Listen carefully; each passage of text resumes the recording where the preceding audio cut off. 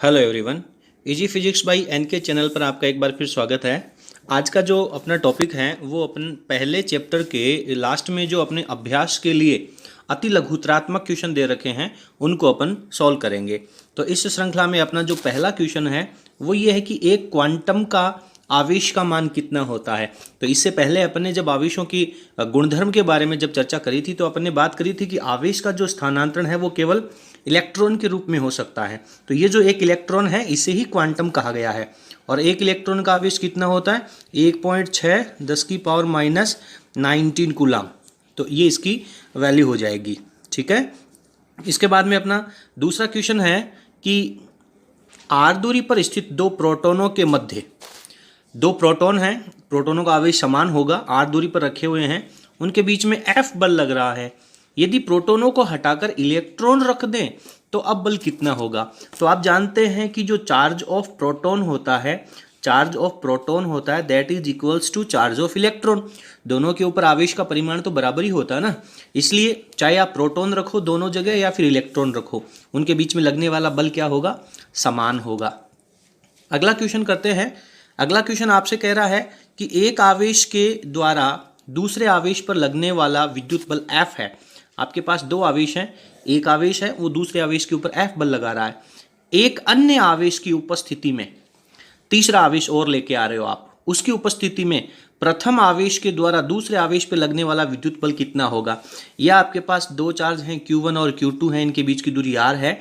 तो यदि आप यहाँ पे कोई तीसरा चार्ज लेके आते हो तो इस तीसरे चार्ज के होने या न होने से इनके बीच में लगने वाले बल के ऊपर कोई प्रभाव नहीं पड़ता है। तो विद्युत बल है वो कितना होगा? अपरिवर्तित रहेगा। क्वेश्चन नंबर 4 है, वो कह रहा है कि यदि किसी माध्यम का परावैद्युतांक 1 है तो परावैद्युतांक को आप किससे लिखते हो? एप्सिलॉन आर से लिखते हो। उसकी वैल्यू आपको 1 दे रखी है, तो उसकी निरपेक्ष विद्युतशीलता कितनी होगी? तो निरपेक्ष विद्युतशीलता में आपने एप्सिलॉन आर बराबर फॉर्मूला लिखा था एप्सिलॉन अपॉन एप्सिलॉन नॉट। तो यहाँ पे आपको एप्सिलॉन की वैल्यू पूछ रहा है, तो एप्सिलॉन नॉट एप्सिलॉन आर के मल्टीप्लाई में चला जाएगा। तो एप्सिलॉन बराबर वैल्यू हो जाएगी epsilon r into epsilon naught. Epsilon r की वैल्यू 1 है और एप्सिलॉन नॉट की वैल्यू आप जानते हो 8.854 10⁻12। तो वही वैल्यू आपके पास यहाँ पे हो जाएगी। तो मात्रक क्या लग जाएगा इसका? कूलम स्क्वायर अपॉन न्यूटन प्रति मीटर स्क्वायर। ठीक है। अगले क्वेश्चन के ऊपर चलते हैं अपन। क्वेश्चन नंबर 5 बहुत इंटरेस्टिंग और इंपॉर्टेंट क्वेश्चन है। क्वेश्चन नंबर 5 आपसे कह रहा है कि दो आवेश हैं Q1 और Q2, उन दोनों आवेशों का जो गुणनफल है वो 0 से छोटा है, 0 से कम है। तो दोनों आवेशों के मध्य बल की प्रकृति क्या होगी? अच्छा, मुझे एक बात बताइए कि दो संख्याएं हैं x एंड y, इन दोनों का गुणनफल है वो 0 से छोटा है। इसका मतलब क्या है? इसका मतलब ये है कि इन दोनों का गुणनफल है वो नेगेटिव राशि है, क्योंकि 0 से छोटी संख्याएं नेगेटिव ही होती हैं। तो दो संख्याओं का गुणनफल नेगेटिव कब होगा? जब इन दोनों में से कोई एक संख्या नेगेटिव होगी और दूसरी संख्या पॉजिटिव होगी, तभी इन दोनों का जो गुणनफल है वो आपका नेगेटिव हो सकता है। और जब दो राशियां, दोनों आवेश हैं, वो उसमें से एक पॉजिटिव एक नेगेटिव है, तभी इन दोनों का गुणनफल है वो 0 से कम हो पाएगा। और उस स्थिति में दोनों आवेशों के बीच में लगने वाले बल की प्रकृति क्या हो जाएगी? आकर्षण प्रकृति हो जाएगी। तो अपना जो क्वेश्चन नंबर 5 है उसका आंसर आपको मिल जाएगा आकर्षण प्रकृति। क्वेश्चन नंबर 6 है, वो भी ठीक इसी तरीके से है। दो बिंदु आवेश Q1 और Q2 हैं, इन दोनों का गुणनफल है वो 0 से बड़ा है। तो दो राशियों का गुणनफल 0 से बड़ा कब होगा? तब होगा जब या तो दोनों पॉजिटिव हों और या फिर दोनों नेगेटिव हों। अगर दोनों नेगेटिव होंगी तो इन दोनों का मल्टीप्लिकेशन प्लस हो जाएगा। तो कहने का मतलब Q1 और Q2 दोनों आवेश या तो पॉजिटिव हैं या नेगेटिव है, तभी इनका गुणनफल 0 से बड़ा हो सकता है। और समान प्रकृति के आवेशों के बीच में किस प्रकार का बल लगता है? प्रतिकर्षण बल लगता है। तो यहाँ पे अपना जो आंसर हो जाएगा वो हो जाएगा प्रतिकर्षण बल। अगले प्रश्न पे चलते हैं। विद्युत क्षेत्र E में, अगला क्वेश्चन आपसे कह रहा है कि विद्युत क्षेत्र E में Q आवेश के ऊपर बल कितना लगेगा? तो F is equals to QE, विद्युत क्षेत्र की तीव्रता के फॉर्मूले आप लोगों ने पढ़ा है इसको। अगले क्वेश्चन पे चलते हैं। तो अगला अपना क्वेश्चन नंबर जो 8 है वो आपसे कह रहा है कि किसी आवेशित कण के द्रव्यमान और आवेश के ऊपर चाल का क्या प्रभाव पड़ता है। तो इस क्वेश्चन के रिगार्डिंग अपन ने जब आवेश के गुणधर्मों के बारे में अपन ने जो वीडियो देखा था, आप पीछे जाकर के अपना वीडियो देख सकते हैं, उसमें अपन ने लिखा था कि आवेश की निश्चरता का एक प्रॉपर्टी दी थी। तब अपन ने कहा था कि मान लीजिए आपके पास ये कोई वस्तु है, इसके ऊपर जो आवेश है उसके ऊपर इसके वेग से कोई प्रभाव नहीं पड़ता है, चाहे ये वस्तु स्थिर अवस्था में है या गतिमान अवस्था में है, इसका वेग है वो स्थिर ही रहेगा, परंतु इसके द्रव्यमान के ऊपर प्रभाव पड़ता है। और वो आप लोग बीएससी की क्लास के अंदर रिलेटिव मोशन जब आप पढ़ोगे न्यूटन का, उस समय आपको दिया जाएगा, उसमें फॉर्मूला होता है m = m0 अपॉन √1 - v² तो यानी कि किसी भी वस्तु का द्रव्यमान है वो उसके वेग पर डिपेंड करता है, जैसे जैसे वस्तु का वेग बढ़ेगा उसका द्रव्यमान भी बढ़ता जाएगा। तो यहाँ पे आप इन दोनों के बारे में अपना आंसर लिख सकते हैं।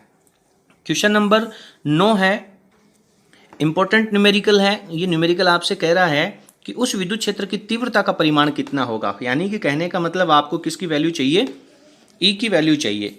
कौन सी तीव्रता, जो एक इलेक्ट्रॉन के भार को संतुलित कर दे।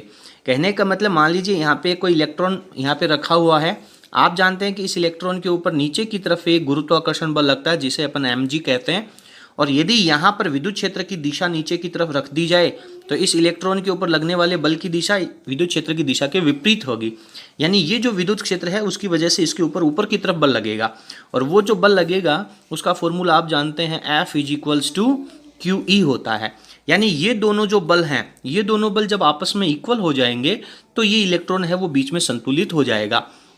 ठीक है, तो सवाल में आपसे ई की वैल्यू पूछ रहा है तो आप क्यू को यहाँ से हटा करके और इसके बटा में ले जा सकते हैं। अब आप मास ऑफ इलेक्ट्रॉन आपको यहाँ पे दे रखा है, चार्ज ऑफ इलेक्ट्रॉन आपको यहाँ पे दे रखा है, और जी की वैल्यू आप लोग जानते हैं। इसकी वैल्यू आप 9.8 रख के सॉल्व कर लें या फिर 10 रख के सॉल्व कर लें, सवाल आपका सॉल्व हो जाएगा। बस इसके जो फंडामेंटल हैं वो आपके क्लियर होने जरूरी हैं।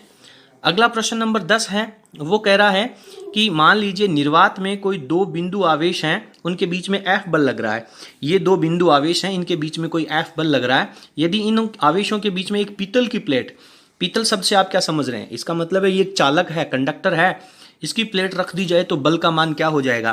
तो आप लोग जानते हैं कि जो पीतल होता है यानी कोई भी धातु होगा उसके लिए εr की वैल्यू इन्फिनिटी होगी, और जैसे ही इसकी वैल्यू इन्फिनिटी हो जाएगी F की वैल्यू क्या हो जाएगी, 0 हो जाएगी। ये अपन आवेशों के प्रॉपर्टी के अंदर इस बात को, परावैद्युतांक का जो वीडियो अपना बना हुआ है उसमें अपन इस चीज़ के बारे में बहुत अच्छे से पढ़ चुके हैं। अगला क्वेश्चन नंबर 11 है, वो कह रहा है कि उस प्रयोग का नाम लिखिए जिसके द्वारा विद्युत आवेश के क्वांटम की प्रकृति का स्थापना होती है। तो ये जो एक्सपेरिमेंट है इसके बारे में जो मैथमेटिक्स के स्टूडेंट हैं वो बीएससी क्लासेज में आगे जा करके पढ़ेंगे। तो इसके लिए होता है एक रॉबर्ट ए मिलिकन नाम के कोई साइंटिस्ट हुए हैं, रॉबर्ट ए मिलिकन। इन्होंने एक अपना एक्सपेरिमेंट दिया था और इनके एक्सपेरिमेंट का नाम था तेल बूंद प्रयोग। ठीक है, तो ये जो तेल बूंद प्रयोग है इसके द्वारा आप ये बता सकते हैं कि जो आवेश होता है वो क्वांटम प्रकृति। क्वेश्चन नंबर 12 है, वो अपना कह रहा है कि विद्युत द्विध्रुव आघूर्ण की परिभाषा लिखिए।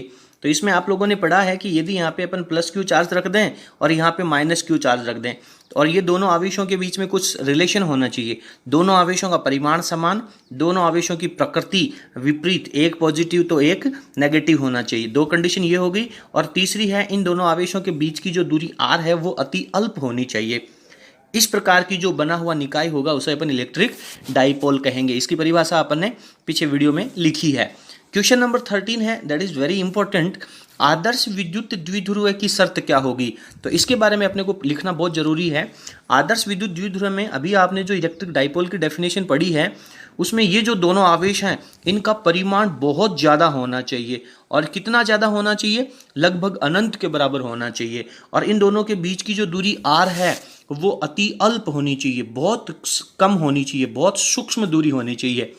तो ये जो दो प्रॉपर्टीज हैं ये दोनों इस डाइपोल को आइडियल बना देती हैं, आदर्श बना देती हैं। अगला आपका जो क्वेश्चन है नंबर 14, ये कह रहा है कि ऐसे कण का उदाहरण दीजिए जिसका विराम द्रव्यमान शून्य होता है। यानी आपके पास कोई एक ऐसा पार्टिकल है जब वो रुका हुआ होगा, विराम अवस्था में होगा, दैट टाइम उसका मास कितना होगा, 0 होगा, और वो अनावेशित भी होगा, उसके ऊपर आवेश भी नहीं होगा। तो ऐसा जो एक पार्टिकल होता है जिसे अपन फोटोन कहते हैं, ये भी अपन अपने एक आगे चल करके एक चैप्टर में पढ़ेंगे, फोटोन।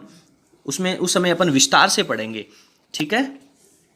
नेक्स्ट टॉपिक है क्वेश्चन नंबर 15 है, नियतांक k की वैल्यू 1/4πε0 है, इसका मान किन कारकों के ऊपर निर्भर करता है।